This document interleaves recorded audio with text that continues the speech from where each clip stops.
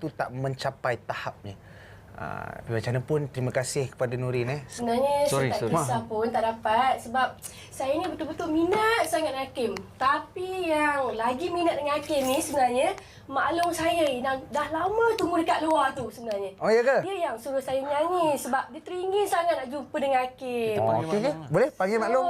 Saya boleh panggil Mak Long saya jumpa dengan Hakim? Boleh. Silakan. Kejap Okey. Yang pelik sikit. Oh, Mak Long. Apa khabar Mak Long? Assalamualaikum. Salam Mak Long.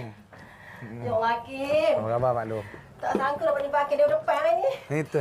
Terima kasih Mak Long. Sihat ke? Sihat Alhamdulillah. Saya sangat terima kasihlah kepada Mak Long sebab Mak Long datang jauh-jauh.